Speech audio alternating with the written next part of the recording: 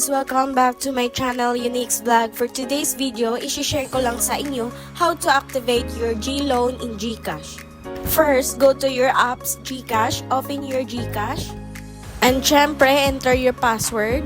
Paalala, ito pong pag-activate natin ng GLoan ay hindi po lahat meron ito. Bakit nga ba yung iba wala nito? Kasi you are not meet GLoan minimum eligibility requirements dahil dapat meron ka palaging maintaining balance or lagi mo gamit si GCash para maging eligible ka sa GLoan ni GCash. So, second steps, i-click nyo lang ang borrow and click GLoan. So, as you can see, 1,000 pa lang ang offer sa atin ni GCash dahil first loan ko pa lang sa kanya. At kapag naman nakapagbayad ka on time kay GCash or good payer ka, mas lalaki pa ang offer ni GCash sa inyo. So, i-click lang natin ang get started. At i-click lang din ang payable 5 months. As you can see, wala pong options na hanggang kailan mo siya babayaran dahil si GCash din nagbibigay ng months kung hanggang kailan nyo ito babayaran. Ang interest nga pala ni GCash sa 1,000 ay 6.57% at 265.70 pesos mo babayaran every month sa loob ng 5 months. So kayo na bahala mag-compute kung magkano ang interest ni GCash. So select purpose loan, choose nyo lang kung anong purpose ng loan nyo. After choose, click done. Ito makikita nyo sa screen nyo kung magkano at kailan start nyo babayaran. So i-click nyo lang ang continue.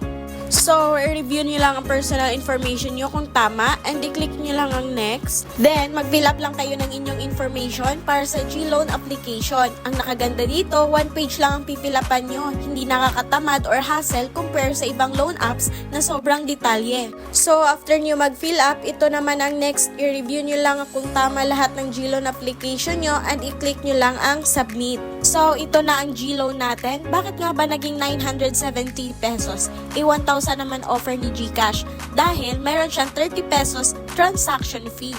So, pwede na rin if badly needed yun na talaga ng money. Kung eligible ka naman kay GCash GLoan, ay kay GCash ka na. Pero di ko ni-recommend na mag-loan ka ha, dahil mas mataas ang transaction fee and interest ng ibang loan apps compared to GCash. So, ito na nga, i-click nyo lang ang confirm if i-go nyo na ang GLoan nyo.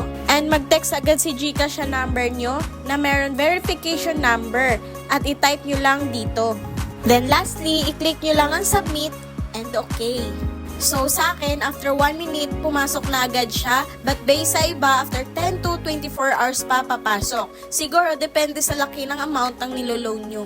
So guys, I hope this video will help you to activate your GLoan application. Please watch and subscribe Unique's Vlog. Thank you for watching.